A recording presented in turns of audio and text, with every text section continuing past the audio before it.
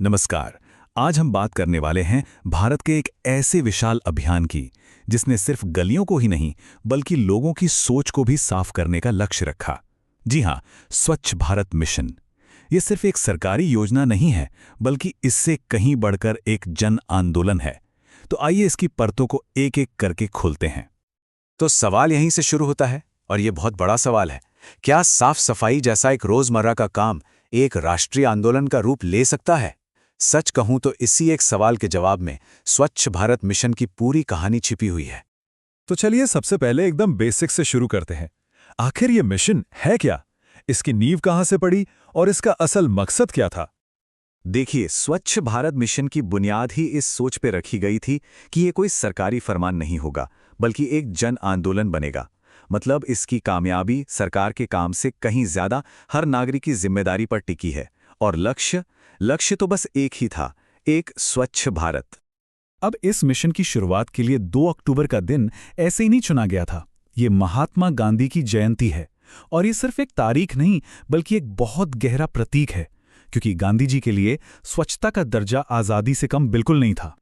और यहीं पर हमें मिशन का असली मकसद समझ में आता है। ये अभियान सिर्फ शौचालय बनाने तक ही सीमित नहीं था। इसका एक बड़ा और कई ज्यादा मुश्किल लक्ष्य था, लोगों की सदियों पुरानी आदतों और उनकी सोच को बदलना।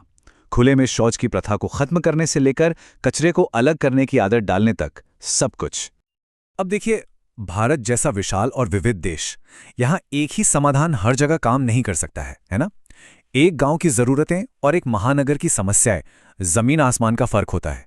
इसीलिए इस मिशन को 2 अलग-अलग रणनीतियों में बांटा गया, एक ग्रामीण भारत के लिए और दूसरी शहरी भारत के लिए। और ये फर्क रणनीति में साफ साफ दिखता है। ग्रामीण भारत में पहली प्राथमिकता थी हर घर में शौचालय पहुंचाना और लोगों को उसके इस्तेमाल के लिए जागरूक करना, ताकि गांव खुले में शौच से मुक्त यानी ODF बन सके। वहीं दूसरी तरफ शहरों का सबसे बड़ा सिरदर्द था कचरे के बड़े बड़े पहाड़। तो जाहिर है शहरी मिशन का फोकस सॉलिड वेस्ट मैनेजमेंट पर था। अच्छा, इतने बड़े पैमाने पर चले इस अभियान का लेखा जोखा देखना भी तो जरूरी है। तो अब हम समझेंगे कि जमीन पर क्या बदला, क्या हासिल हुआ और कौन सी चुनौतियां आज भी हमारे सामने खड़ी हैं। जरा इस आंकड़े पर गौर कीजिए, 10 करोड़ से भी ज्यादा। पूरे देश में 10 करोड़ से ज्यादा शौचालयों का निर्माण हुआ। अब ये सिर्फ एक नंबर नहीं है ना, ये करोड़ों लोगों की जिंदगी में आए स्वास्थ्य और सम्मान के बदलाव का प्रतीक है। और उन 10 करोड़ शौचालयों का सीधा असर क्या हुआ? देश के 6 लाख से ज्यादा गांवों ने खुद को खुले में शौच से मुक्त घोषित कर दिया। ये स्वास्थ्य की दिशा में तो एक बहुत बड़ी छलांग थी ही, साथ ही इसने महिलाओं की सुरक्षा और सम्मान को भी सुनिश्चित किया। लेकिन बदलाव सिर्फ आंकड़ों तक ही नहीं था। शायद सबसे बड़ा बदलाव मानसिकता में आया। स्वच्छता, जो कभी एक निजी या फिर सरकारी काम माना जाता था, अब एक राष्ट्रीय चर्चा का विषय बन गया, जिस पर लोग खुलकर बात करने लगे। पर इतनी सारी कामयाबियों के बावजूद एक बात साफ है, ये सफर अभी खत्म नहीं हुआ है। असल में अब हमारे सामने कुछ ज्यादा जटिल और गहरी चुनौतियां हैं।